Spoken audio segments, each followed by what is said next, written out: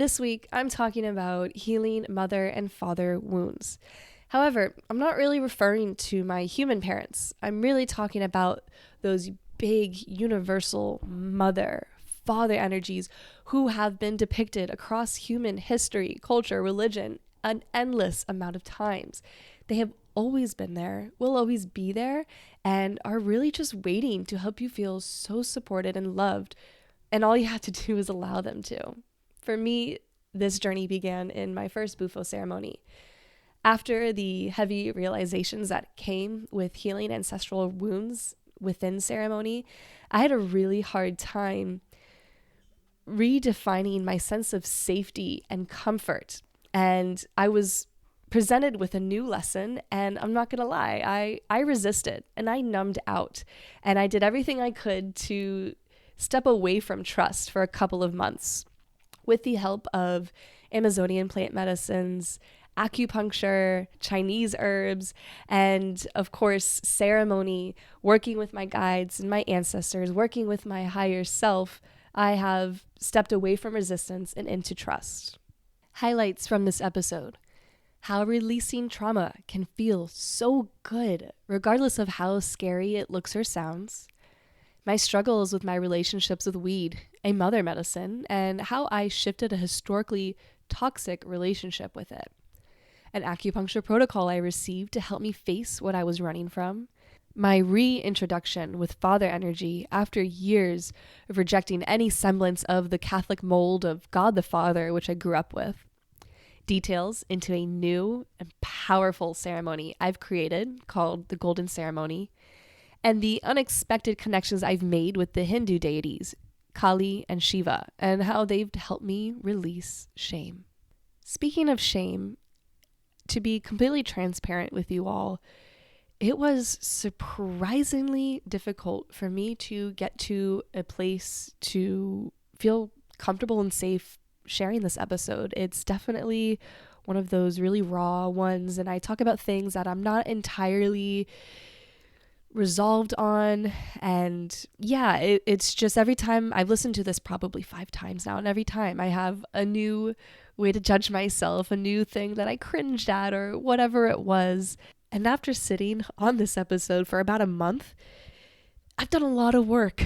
I've definitely shifted so many mindsets, so many judgments, and I'm really excited to share this medicine with you. And while I completely trust you to hold space for me, to listen with love and without judgment, if anything I do say triggers something within you to judge me or to think of to judge yourself, use that as your medicine, use that as your mirror.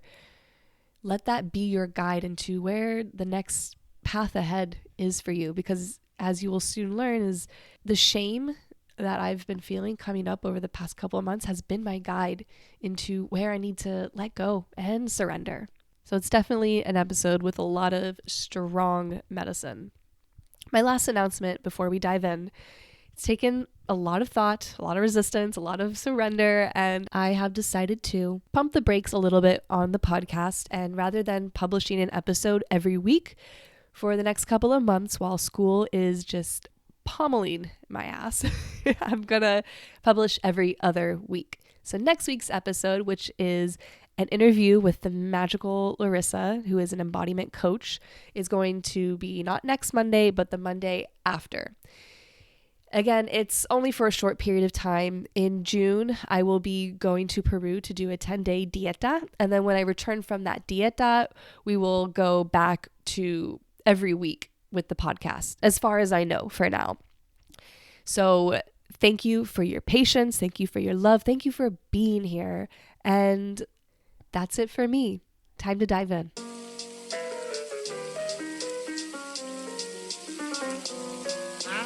You are listening to the School of Whispers podcast. I'm your host, Stephanie, and this is my space to get real, open, and weird about my life experiences as a psychic, medium, energy healer, and student of Chinese medicine. On the show, I'll be sharing my healing journey and the concepts I've learned along the way, and I'll be having guests on talking about the same sort of thing. I am so happy you're here, and I hope this show leaves you feeling inspired and empowered to learn how to listen to the whispers of your own body and spirit. Let's get into the show.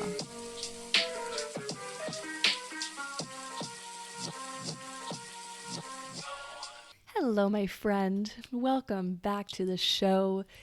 I'm so happy to be here. This is the first time in a while that I've recorded a solo cast, and it's really, I think this is my favorite. I don't know about you guys, but I love listening to interviews, but I would say my favorite podcasts are the ones where my podcaster is sitting here alone and really conversing and sharing deep from within. And in School of Whispers style, that's what we're going to do here.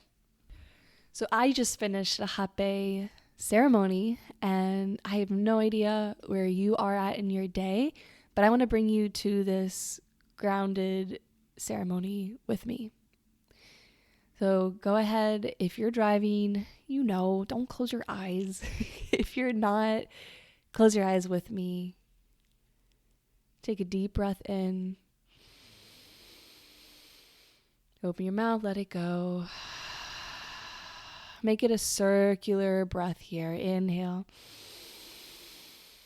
Exhale. Inhale.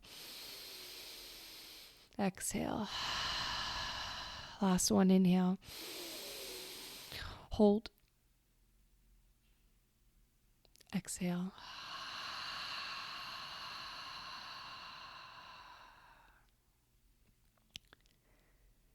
Feeling into your body, maybe bringing a hand to where you want it, and maybe bring a smile to your face. Put some pressure wherever you have your hand on your body. Put some pressure around that area. Let it know, I'm here. We are here. And call in your ancestors, your guides, and your higher self to come and sit with us.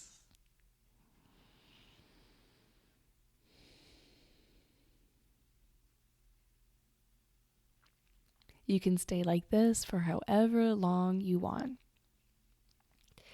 So a lot has happened since I've done a solo cast, and I've shared bits and pieces here and there in the interviews that I've done. And I'm going to be, so right now it's actually March 8th, but this isn't going to be published for a couple of weeks because there's a lot of context that you need to listen in on so that you can understand where I've been, what's going on. And if this is your first episode on the show, welcome. If you are starting to hear me blab on about things and you're kind of like, and I'll do my best to give you context here, but check the show notes. I have related episodes, and particularly the two that are specifically related to this episode are, I would say, 1, the people-pleasing revolution, 2, the whispers of celibacy and channeling, Kali with Vanita, and then, of course, 3, my bufo report that I did with my girl Casey. It's definitely this right now what I'd like to share. I wanted to talk about it a month ago, and I just didn't have the time. School's been so intense, and I realize in hindsight, I was in the thick of it, and sometimes being in the thick of it, there's a lot of merit and value in sharing what's going on, but I think I was really running in circles and running away a lot from that point until now, and I'm definitely in a more grounded place to share. And so what this topic is about inviting in and getting to know what it means to have a mother and a father in my life. And it has nothing to do with my human mom and dad, but it has everything to do with my mother and my father. And I mean this in a sense of like that energetic symbol of that entire encompassed energy. So I'm not going to be talking specifically about my parents at all because I want to be respectful of them, and I know my mom is a very private person. I am going to be sharing, though, how I've gotten to this place and what the hell this all is.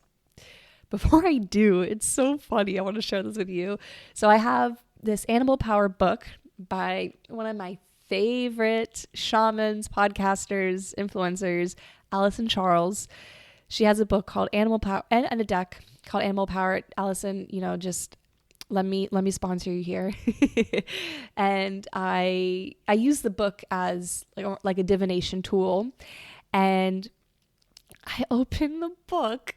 Well, first I ask for a guide who's here to guide me in communicating this lesson on the podcast. And I open the book and out comes the frog, which is so crazy because it was through the frog medicines of Compo and Bufo that I've gotten to this place. And the frog, I have the book open right here. So many parallels here.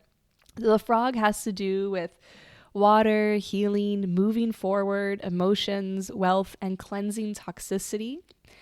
And something about the frog's medicine that really stood out to me is when your emotions may be intense, the frog urges you to sit with them instead of pushing them away. And for so long, these emotions have been utterly terrifying for me, and I have absolutely pushed them away. Actually, now that I'm saying that, another really closely related episode to this would be the whispers of the inner child.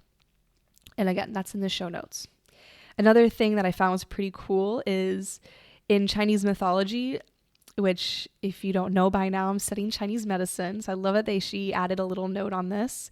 In Chinese mythology, the frog is a female spirit, so the yin energy, and symbolizes healing and abundance. Okay, so where do I begin? Well, I guess it would be helpful for me to talk about Bufo, because I'm going to give Bufo the credit for this realization and this opening for me. And so Bufo is a toad from the desert in southwestern America. And it has this venom, and I talk deeper into this on the Bufo episode. But Bufo's venom has a really potent compound called 5-MeO DMT. And if you've heard of ayahuasca enables the body to be flooded with DMT.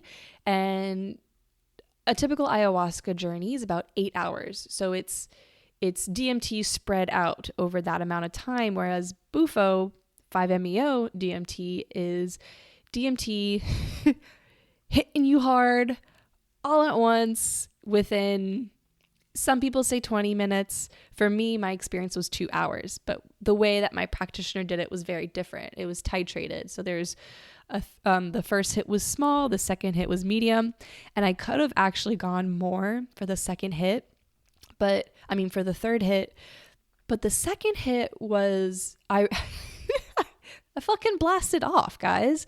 And it was a little bit hard for me to remember how to breathe, and a little bit difficult at points for me to fully contain the experience in my body. And I wasn't containing it in my body, really. It was completely moving through my body. My whole body was wiggling and writhing, and it turned on my light language. And it was so intense that I couldn't imagine doing more. So I asked my practitioner if I could do the same amount rather than the last big hit. And it was perfect. It was really perfect. And it was in that third hit of Bufo that I experienced my parents' childhood trauma. One was a trauma that I knew of, and the other wasn't. And it was such an intense, hard to believe sort of experience. I remember in one of the experiences, I'm watching this happen, and it wasn't just my parents' trauma. It was actually my grandparents' trauma. And who knows how far down the line this trauma goes. But I remember watching and thinking, I'm looking over at my parent who's watching, and my parent is like 4 years old here. And I see on their face that they can't believe that this is happening. And I remember saying out loud, I can't believe this is happening. And I hear Bufo say to me, well, your parent to your left is a child in this memory. Of course, a child is struggling to make sense of the truth and the reality. But you chose to be here. You are an adult, and you have to believe that this is happening, because look at how it's affected your parent. And again, I'm not going to get into the details of how it's affected my one parent over their lifetime, that this trauma has done for them, but it seriously has affected their health. And it's crazy. It's crazy. And I haven't even talked to them about it. I've just more been asking, giving them phone calls and just asking about the family tree and asking about my grandparents, who I never really got to know, my maternal or paternal grandparents very well.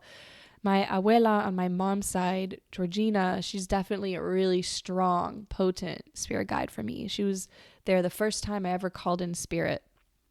And so I do have a strong relationship with her, but the rest of them, it's a struggle for me because I didn't know them. And what was really interesting, and I do touch more on this within the Bufo episode, was on the outside. So my best friend in the whole world, Casey, she did the experience with me, and she was in the room experiencing watching my experience. And on the outside, I am screaming bloody murder and crying so hard and asking the practitioner to comfort me, and the practitioner's comforting me, and it was just so intense. And on the outside, she's watching me thinking, oh my God, my girl is suffering. Like, someone help her stop suffering. But the reality is it felt so good. It felt so good on the inside for me. There was not a moment within my screams or my sobs that I was like, I hate this. I loved it. I loved every second of it, because it was stuck inside for way too fucking long. And I know that I did it for my children, my unborn children. But so coming home from Bufo, and again, if you listen to the episode, I go into more how difficult it was. But one thing that happened for me is I realized that the parents that I always thought I had it's not true. They're more than my mom and my dad. They are a son and a daughter and a brother and a sister and a lover and a wife and a husband. And all these things are so much more than my parent. But when we're little, especially my mom was my she is. She is my everything. I love you, Mama. But she was in a lot of ways my mother and my father. She was my best friend growing up, and she was that person when I was afraid, who I came to for her to handle it, whether it was a monster under the bed or financial aid in college, or, oh my God, or a debt collector coming after me. Oh, that happened in undergrad, a total money wound thing, but that's another story for another day. But my mom was always there to save the day. And as grateful as I am for that, and I was actually talking to a coach about it, and I was telling her, because something that I've realized is I'm trying to work on my money wounds, and because of my mom, who has had to be in her masculine so much in her life, because she was that for me, and being in her masculine for me was taking care of everything and anything. it enabled me to really step into my feminine and to have a sense of familiarity of what it means to be in my feminine. And now in my life, I'm in my master's program and it's so hardcore, and anyone who's able to work full time and support themselves fully, I tip my hat to you. And that's not the path for me. That is a one-way ticket to burnout for me. And I have my husband here to support me. And I have moved through so much guilt and shame around that. Unfortunately, I spent a lot of time wasting my emotions on feeling guilty for being so fucking held and supported. To this day, my mom still supports me in so many ways. But what the coach pointed out is I struggle to step into my masculine, because at the end of the day, I need to support myself so that I can fully, on a nervous system level, surrender into my feminine.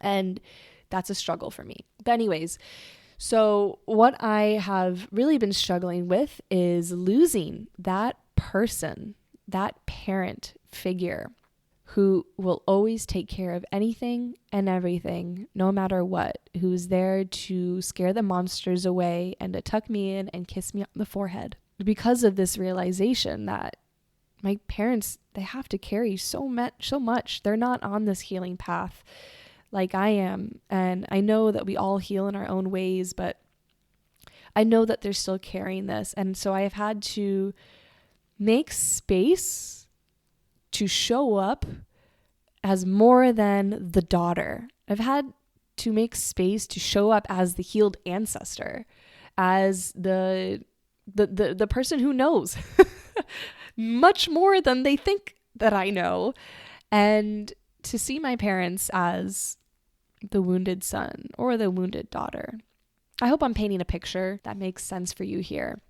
So when I came back from bufo, before bufo, I have here and there over my life, especially 2019 and 2020, struggled with my relationship with the plant medicine, but it's a medicine, but the plant marijuana, just smoking weed at any point where my emotions are too much, where it's too difficult to feel and I feel so alone and I'm craving comfort, and when I say feel, I mean like emotionally, but also physically, physiologically in my body. My body really likes to talk to me when things aren't right. And sometimes it's the body talking before I have any sort of emotion that I can really articulate.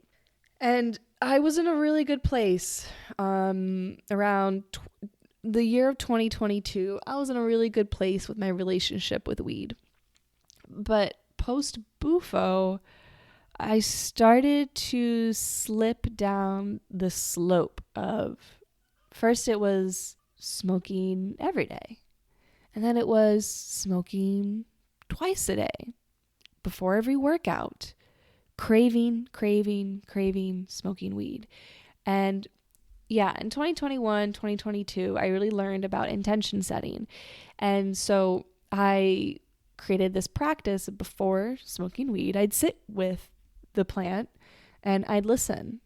I'd hear what she had to say, and then I would share what I'd have to say, and then I would ask for whatever it is that I needed. And it got to the point where after bufo, where it was like I was trying to make an intention or listen or talk, and it was just the same thing every time. Please comfort me, please bring me safety, please bring me this, that. And I knew that I was abusing the medicine, and there was no purpose behind it other than to numb. And God, when you know that you're doing something to numb, it's so difficult, because there's this side of me that wants to enable myself to have comfort, because I work so hard. I do so much work. My human life can get so damn hectic. And then there's this other side who's like, but you're so much better than this. But you don't need this. But there's something else on the other side that that is waiting for you. it just became this battle from December, January, February. And in okay, it's funny because now that I realize it's only been a couple of months, it feels like a lifetime. But in February, oh, and then what was also going on is I was having a lot of respiratory issues. I was wheezing all the time, hawking up phlegm, waking up in the middle of the night, choking, coughing, sputtering. I can't breathe. Oh, this awful feeling like I couldn't breathe. And I knew that something that was contributing to that mess was smoking weed every night. And by that point, I'd cut myself down once in the evening, just once in the evening. But it felt so wrong. So yeah, in late January, February-ish, I finally stopped. Smoking, and I had a moment of kind of breaking down to a treater, one of the treaters at school, Kelly. I love you, Kelly. And I told her how ashamed I am that I don't have control over my relationship with this plant. And I'm somebody who since I was young, I never wanted to take Motrin. I never liked feeling like I needed a medicine or something all the time with me in order to feel whole and or to feel fine, like baseline okay. And so that was also really getting to me too, because I just knew this isn't me, but yet it's here, and here I am. And I remember saying to the treater that I feel like there's something on the other side of this, something that I've been running from for a long time. I think it's dusk right now, and this is the hour where my cat Viracocha likes to sing, so you probably hear in the background. But anyways, we did an acupuncture protocol to help with digging deeper. So Kelly needled a point on me called bladder 1. So where that is we have that inner corner of our eye. It's called your inner canthus. And if you take a finger and slide just straight up and kind of move your eyeball over to the side, you will find that point in that intraorbital space, that hollow space where your eyeball sits in your skull. And this point helps with deep insight. It helps you see clearly. It helps you find answers. And while I was on the table, it was actually really quiet. It felt like I was able to feel silence for the first time in a while. And when I got off the table and was pulling myself back together, putting my socks and shoes on, I realized, that whole time up to that point, I had been feeling, there are reasons why I want to stop. There are reasons why I want to stop. But it was like it came to me very, very clearly as I was closing myself off from that treatment that I had to stop, because there was something on the other side of that. And a lot of it had to do, I realized at that point, was with my realizations in bufo, I would be driving home from school and I would have this, or from anywhere, and I would have so often this feeling like I just wanted to cry and say out loud, like, I miss my mom, or just say mama. And I gave myself a few moments to do that throughout that time, and I was really confused by it, like just not really sure where it was coming from, what it was all about. And in that moment I realized, it's not about you missing your mom, it's about you missing out on having that feeling held, like feeling fully held no matter what by this universe. And I was running from this feeling of not being held and there not being anything on the other side. Like, what if there was nothing on the other side that was waiting for you to love you and to hold you and to welcome you home? And so, yeah, I was using weed to avoid any sort of realizations around that.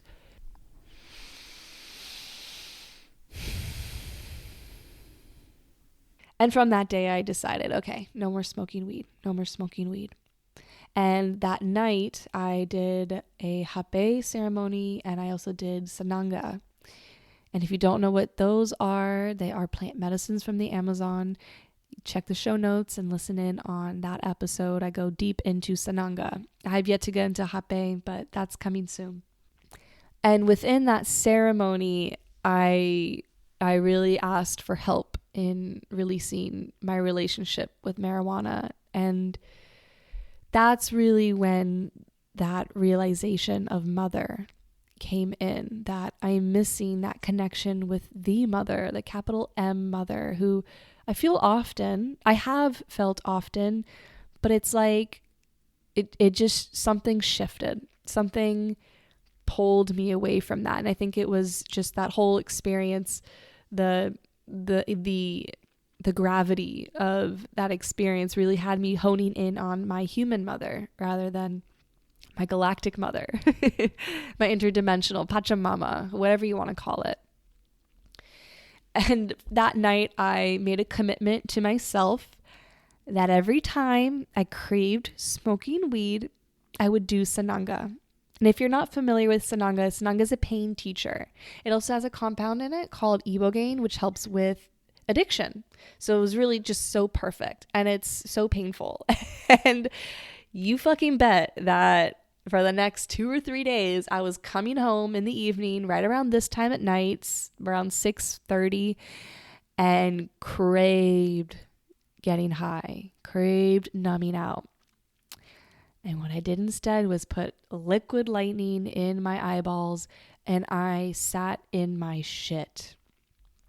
I've heard somewhere on a podcast that marijuana is a mother medicine, and when one finds himself really attached to the behavior of smoking every day, it's an attachment to mother. It's an obsession with mother. And it's okay to love your mom. It's okay to want to hold her close to you. What's not okay is being a grown-ass adult and refusing to fly from the nest and refusing to feel your feelings on your own.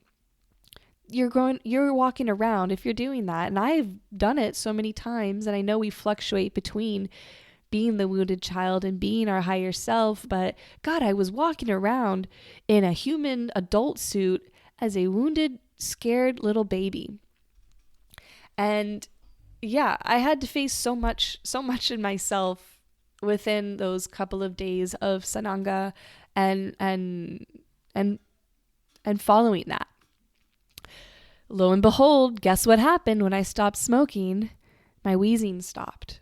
All of my respiratory issues calmed down. I did not calm down. I was having intense anxiety. I was having insomnia. I was in the shit. And if looking at it from a Chinese medicine perspective, when you're smoking and you're putting heat in the body, you're drying out your yin energy, that fluid, that water, that femininity, the frog.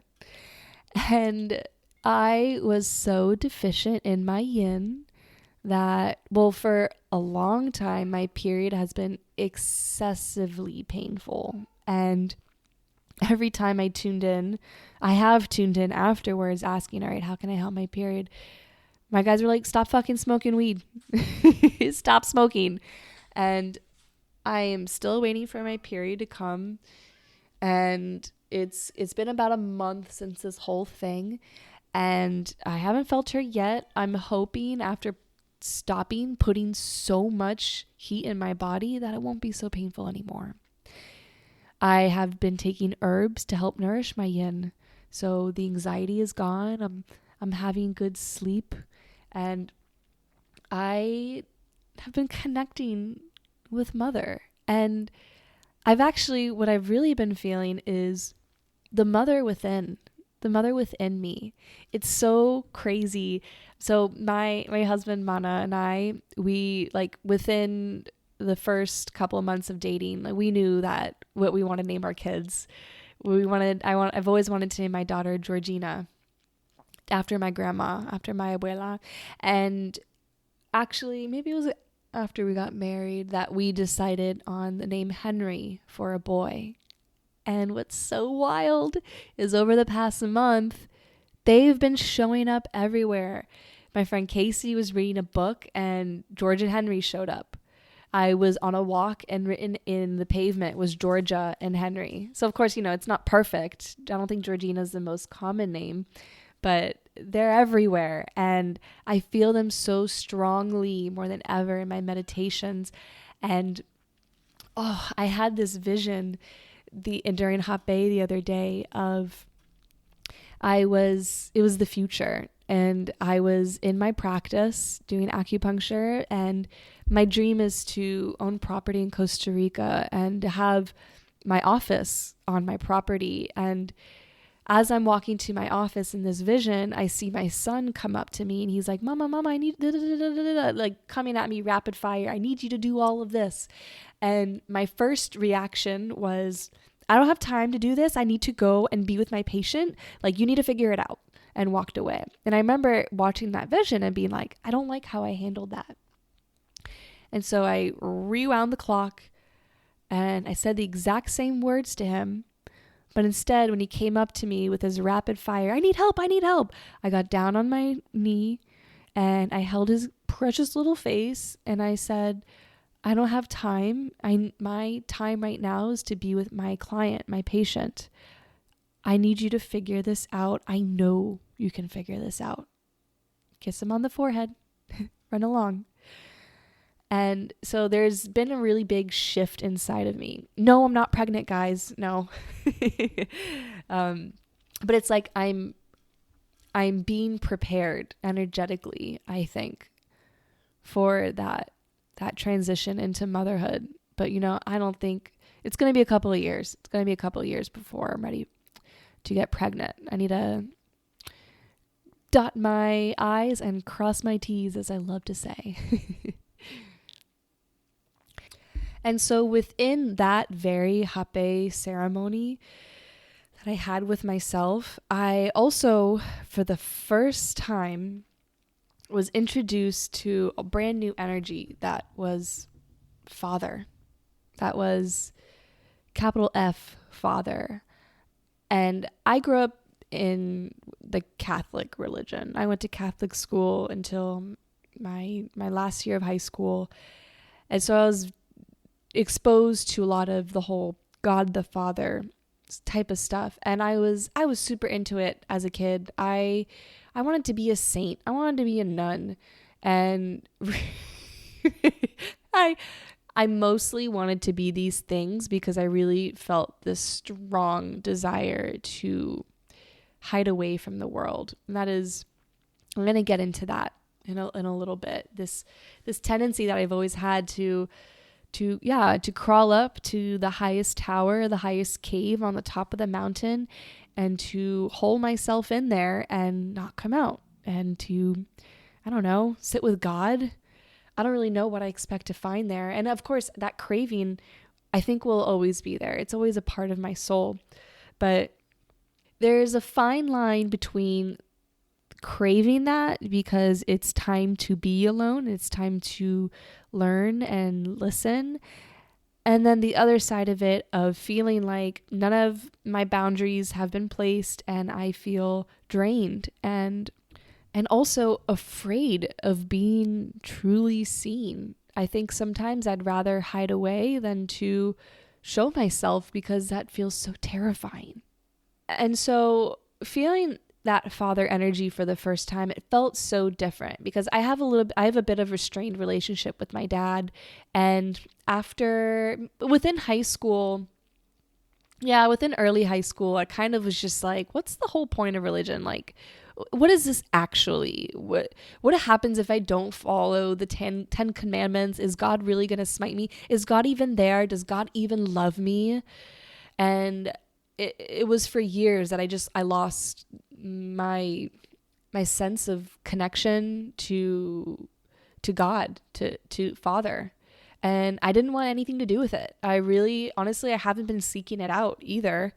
I do remember, and I wrote a blog post about this, I'll put it in the show notes, that in 2021, I did a hero's dose of mushrooms. And I felt the call to do it, but I didn't know why I had to do it until the very morning.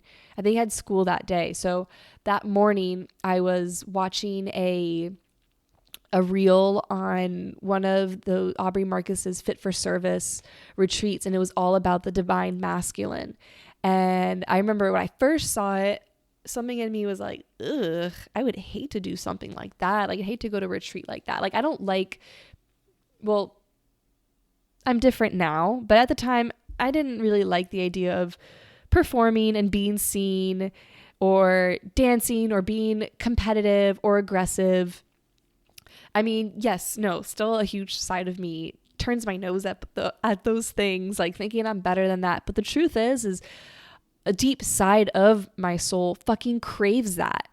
I crave that so much, and it terrifies me. And so while I'm watching this video, I just started crying, like bawling, crying. I was like, what the fuck? Why am I crying over this video of something that I don't even want to do? And then I went to school that morning, and then that afternoon, and I think it was like late afternoon, I went to work that day. It doesn't really matter.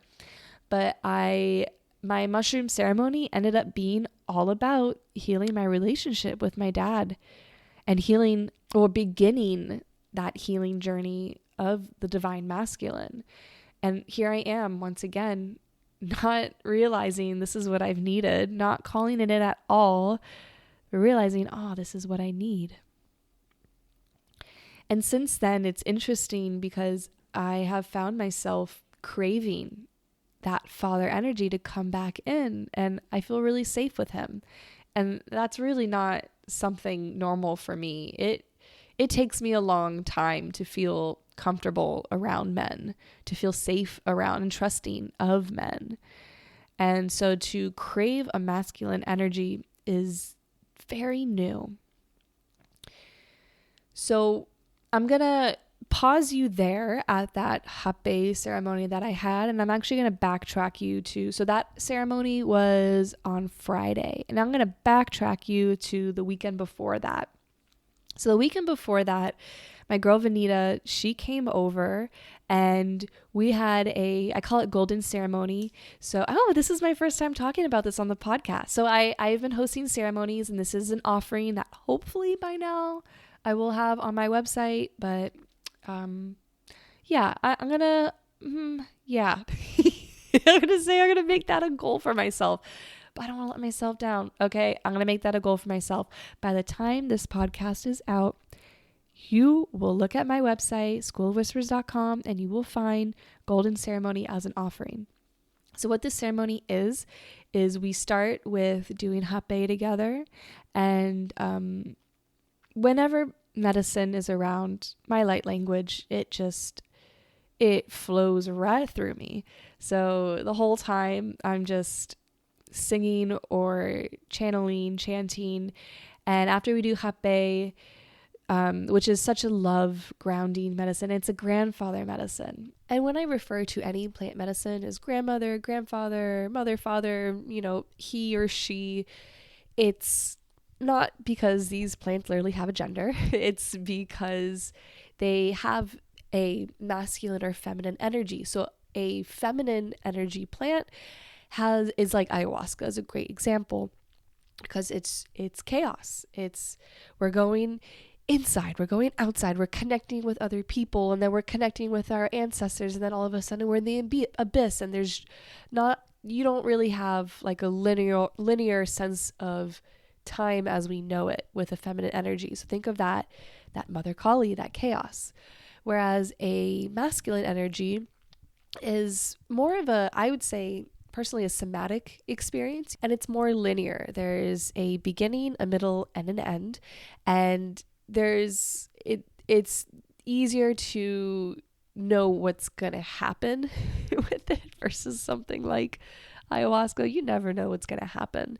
And it's more of a, for me, I would say, like hape, for example, helps me organize my thoughts. However, if I'm doing hape that's mixed with ayahuasca, I'm doing that more to get into my feelings, get into my darkness and purge things, and to sort of lose that linear aspect of my mind. I really hope that made sense. But yes, hape is a grandfather masculine energy. And so, yeah, we start my ceremonies, golden ceremonies, with hape, and then I do some drumming and we do breath work together. And then you lay down on a mat or the couch and we do sananga. And then as you're marinating the sananga, I feel like everyone's field becomes very slippery as sananga's working with them, because she does so much purging work. And so it's very easy for me to pull out your blockages, any entities, any attachments on your field, which is necessary for the third and final step of a golden ceremony, which is doing an esoteric acupuncture protocol called Golden Needle. Wow, I'm calling in all the episodes today. Golden Needle, I talk about in my esoteric covering of acupuncture, check the show notes for that one. But Golden Needle, it puts you in a trance state that's so deep and lifts your vibration so high and thins the veil so much that even if you're not psychic, you start to have a psychic experience. And what I love about these medicines and acupunctures, they're not psychedelics. They're not going to force you to be tripping balls like you're on mushrooms or bufo or ayahuasca. It's a subtle medicine and it's gentle. Maybe sananga is not gentle, but the Golden Needle is as gentle as you need it to be. And I love it because I am no longer the one doing all the psychic work. It's you doing it. And I'm teaching you how to make sense of it, how to ask the right questions, how to lean in and tune in. And so I had a ceremony of that with my friend Vanita, and she's not ready for me to share it in detail, but it was a huge turning point for me. As you know, or you may know, Vanita is a channel for the deity of the goddess Kali, who's the goddess of chaos. And she's a healer. She is a healing goddess of chaos. And Vanita's also, her crown is very open. And so while she can channel for Kali, she is also able to manifest Kali. So Kali will manifest through her human form. And so towards the end of Golden Needle, she begins to manifest, and Mother Kali is in the room. And she starts talking, and Vanita will come on the show, and this is her story to tell. But at one point, she addresses me, and Vanita's eyes are closed, and we're all like close to her listening. And with her eyes closed, she looks at me, and her voice is changed. She has an accent that isn't hers, and she says, "Stephanie, you are one of my sisters." This is what Kali says through Vanita, and I say, I know I am. And she said how my Shakti is about to, which is like my healing Kundalini powers, are about to kind of blow up and all this stuff. And when one is about to manifest, what happens is their body starts to tingle and kind of get goosebumps all over in waves. And then they start to laugh and they start to like kind of roll almost like a snake or like Kundalini energy. And the laughter is it's a very distinct thing for manifestation. And towards the end of it, I could feel myself giggling uncontrollably. And I'm like, oh no, no, no, no, no, no, no. I don't know who's here to manifest in me, but I don't know what that means. I don't know what that feels or looks like. I'm not ready. And so I shut the door on that one. So that was a really weird, interesting breakthrough moment for me, realizing, oh, there's more. There's more to the journey, the unfolding, the strangeness that is my life. And then after that, Vanita was saying to me, oh, you're next, Steph, you're next. I'm like, what the fuck does that mean?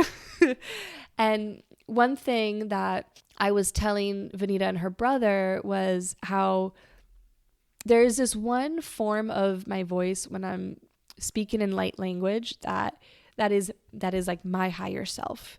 And I call my higher self Vishada. It's a name that came to me in ceremony, and I haven't read it anywhere. I hadn't heard of it. I didn't even think to look it up. But I told them, when Vishada's here, I'm never afraid.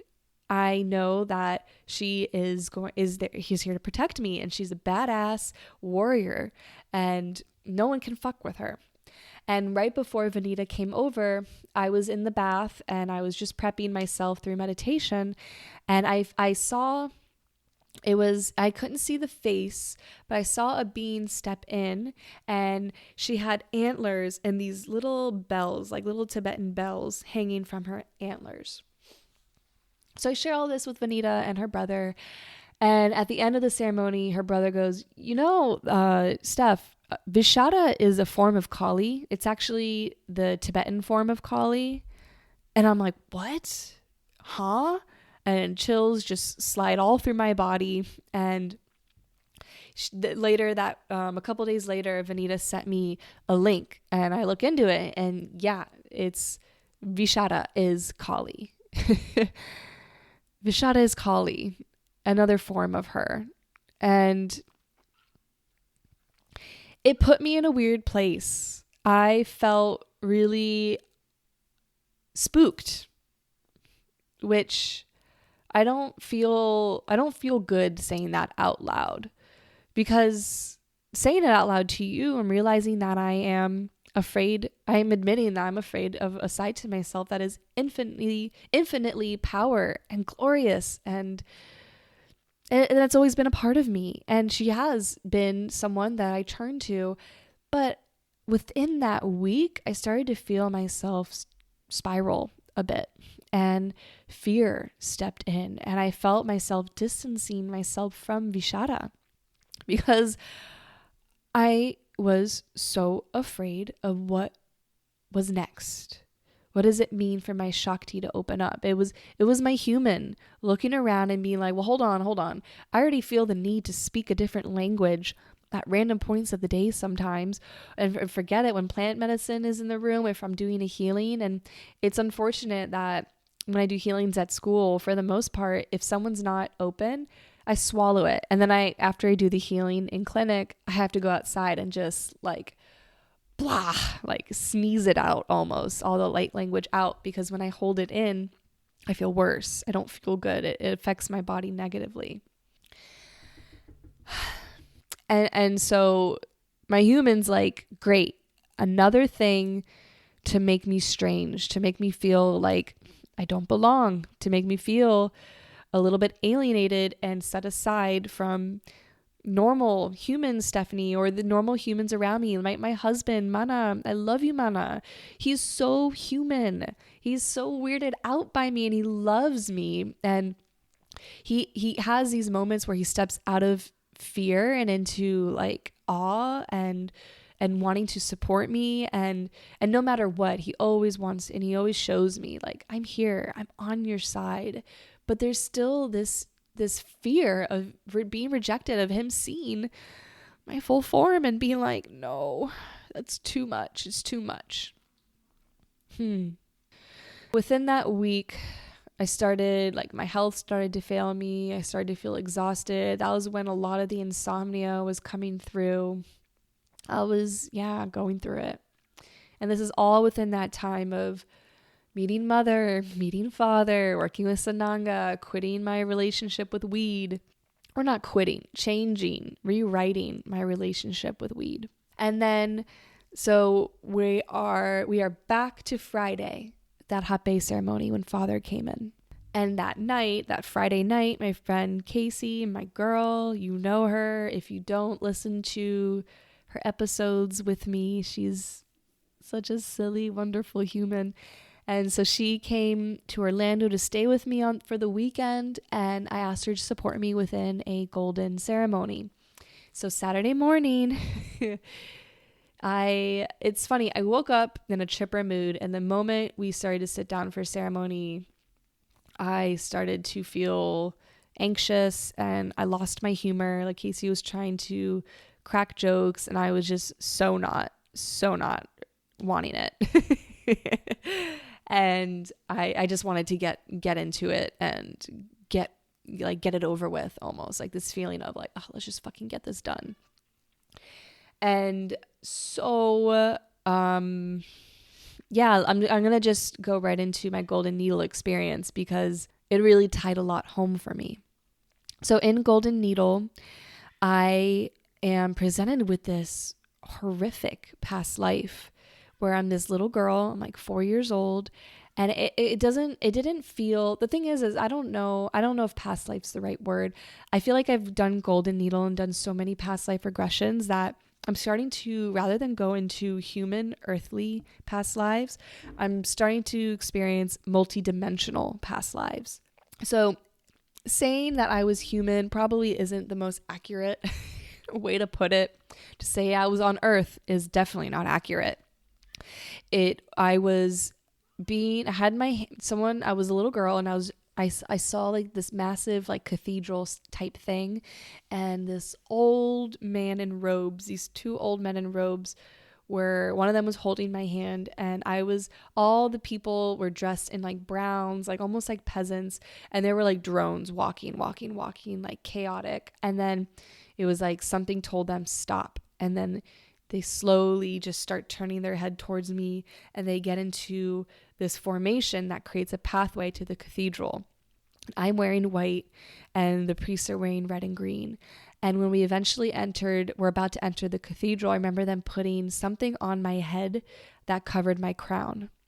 I walk inside this cathedral and it looks kind of like a classic church, except it's really dark and it's all reds lighting, and there's pews and there's people chained to the pews and they're sobbing. Somebody's like trying to saw off their leg. It was just gruesome. And I'm a child who's confused, and I see at the end of the church, or whatever you want to call it, the temple, there's a table and there's a body on the table, and there's another priest thing there. Hey. Sorry, that was my mana. He just came home. Okay, so there was another priest that was at the altar table, and he was pulling out organs and like putting them in buckets, and there was like a little altar boy that was like dragging the buckets away, and they had the face of the body covered. Also, oh yeah, by the way, it's about to get gory here, so hang in there. So I walk up and they lift me up, and then they like look in my face and they say, "You're going to go and sit inside of this." And I'm like, okay. And I'm in total fawn mode, total freeze. Whatever you say, I guess I'll do it. And the body has ribs sawed off. It was just a total cavern. And so sitting in this sticky body, really feeling so disgusted and terrified. Like, what the fuck? Why am I had no clue why I was here. And then another priest comes and gives me some like a wafer type bread from the basket. And so I eat it and I ask, "What is this? Why are you feeding me?" And they go, "It's your mother." And they pull off the rag off the body that I'm sitting in, and it's my father. And, oh, wow. All right, I just made that connection there. Huh. And I remember spitting out the wafer and throwing it at the man and standing up, and the man stabs me with this scepter that he has right in the stomach. Not hard, just enough to be inside my gut and to be painful enough. And by the way, a lot of the anxiety that was happening for me that week was all manifesting in my solar plexus, just below my sternum. So he stabbed me right there, and he just got me to sit right back down. And I asked, why is this happening? And they said, oh, your parents betrayed us. They knew that this would happen, and they did it anyways. And so, of course, the feelings that rush through me are betrayal and feeling like my parents don't care about me, feeling so alone and abandoned, huge abandonment. And I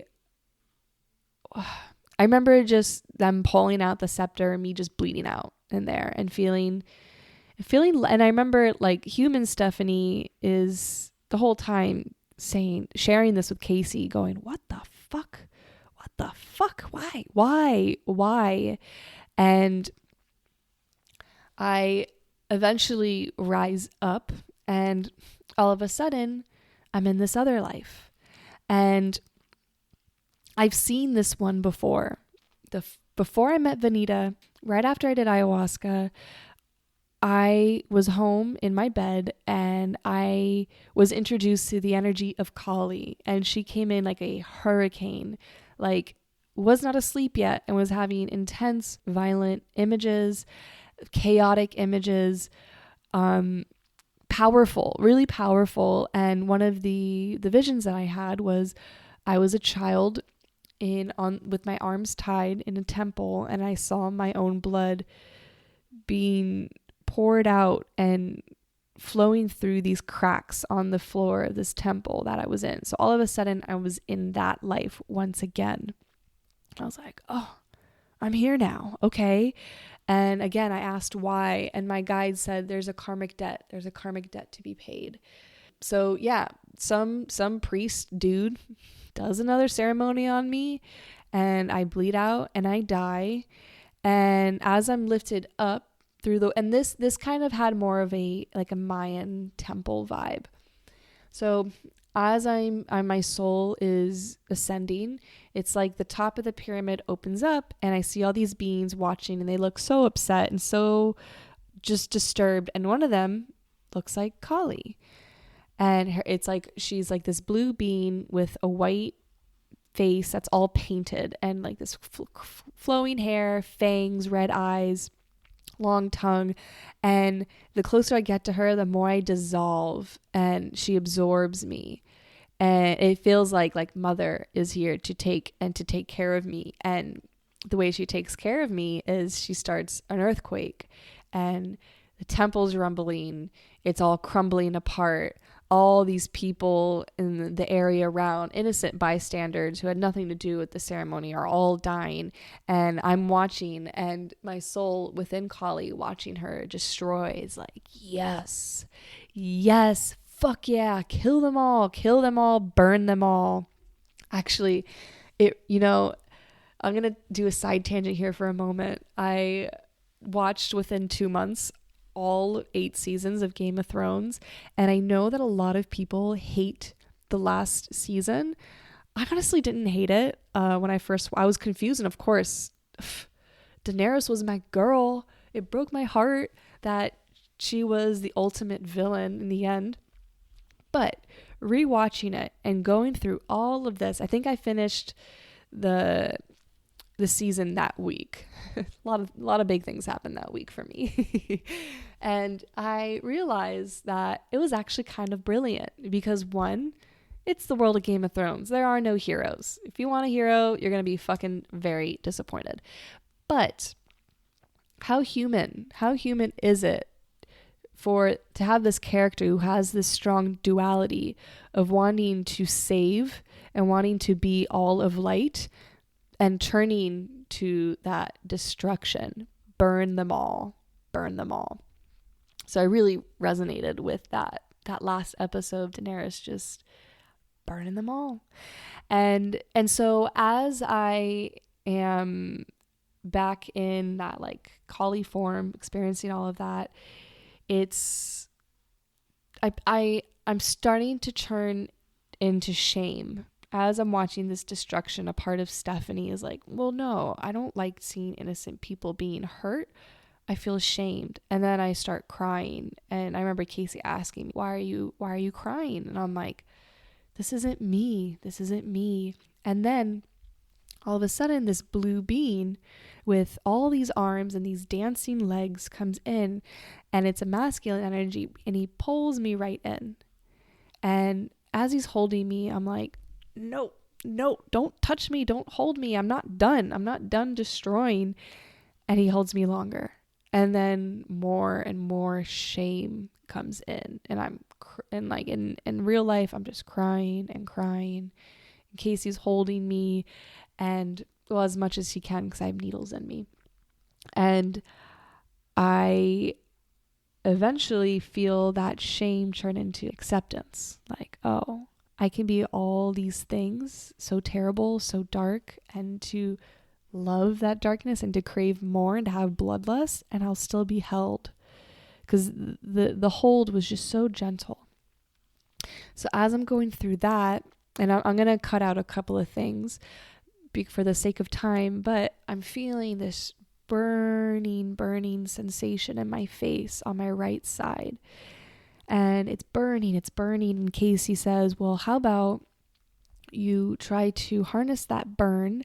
Because I said out loud, it's burning. And I said also, one thing I really want to let go of is self-judgment. I'm so tired of judging myself. I'm tired of judging others. I just want to be free of that.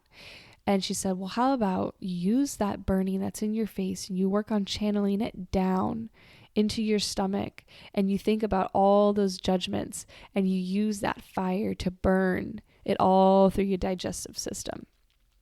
Well, instead what happened is I was trying to move it down. It went up to my third eye and it shot fire. That fire just went out of my third eye, and it just destroyed all of the judgment, I guess. So that golden needle experience ended with me losing that fear of, I guess, all sides to myself. The side of me that wants to be good, the side of me that wants to burn them all, and who has the bloodlust and the desire to destroy and the desire to create and everything that is Kali, and the feminine, the chaos. And so that night, Casey and I went with Vanita to a Hindu temple to celebrate Shivratri. I don't know if I'm saying that right, but it's to celebrate the Hindu god Shiva, who is known as the creator, the protector, the transformer of the universe, but he's also known as the destroyer, similar to Kali. So he's the Hindu god, he's blue, and he is the husband to Durgaya, who kind of just embodies that full feminine form in the Hindu culture, in the Hindu religion. And both of them, Shiva and Durga, they both have various forms of themselves. So Kali is a form of Durgaya. She is that destructive feminine form of Durgaya. And in the Hindu story of Shiva and Kali is Kali, she was fucking shit up. She was in her bloodlust, and the only one who could tame her was Shiva. And that's why when you see that image of Kali, she's, tongue out. She's got all these men's heads in her hands, and she's got her foot on the god Shiva.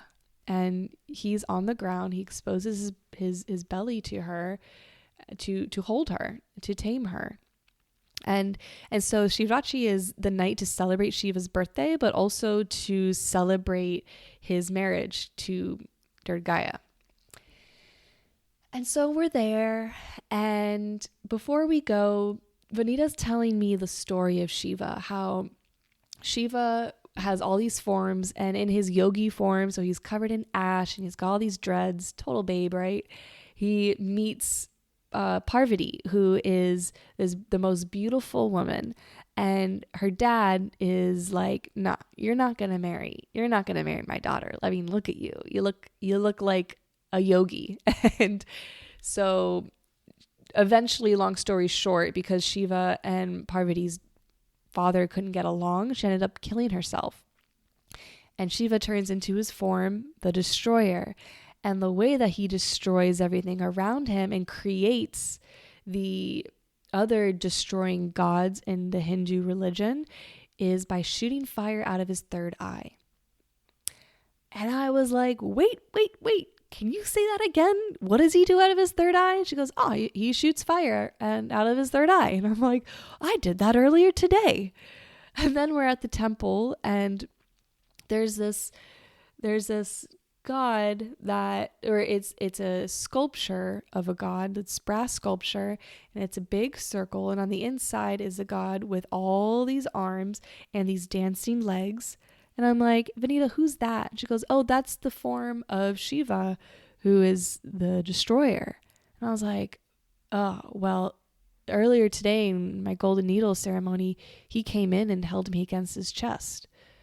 And so all these little things, again, that whole Kali story and these infinite representations of divine masculine, divine feminine, mother, father, they're showing up for me in all these different ways, and they're helping me rewrite my story and my reality into something entirely different, entirely new, and empowering. But yeah, all these little things, like, it brought me to that night. And I feel like there's more to come. I'm very shifted. I feel like I'm in the phase where it's like I'm finding all the Easter eggs and I'm opening them up, and it's like puzzle pieces inside the Easter eggs. And I'm slowly starting to put together the puzzle to figure out, what is this next upgrade? What is this next initiation? What's going to happen? I don't know, but you're going to know eventually with me, because of course this is how I make sense of things. This is how I share, and this is how I feed that desire to be seen and to be heard and accepted fully as I am. So thank you for being here and providing that for me. Thank you for listening. I hope you enjoyed this episode, and if you would like to work with me, whether that's a golden ceremony, a reading, energy work, books are open, or if you're in the Orlando area, of course, ceremony is if you're in Orlando, and body work, stretch therapy, tweenaw, massage, cupping, all of that. You got to be in Orlando. So maybe come and visit me. Every once in a while I'm in West Palm Beach. So send me a message, and I can organize a work trip back down to West Palm. But yeah, you can find all that information in the show notes. If this episode resonated with you, reach out and let me know. Leave me a review. If you aren't already subscribed, do that now. And of course, share this with a friend who could use this storytelling to help them figure out their own little demon inside and pull her out and give her a hug, I guess. All right. I will be feeling your energy next week.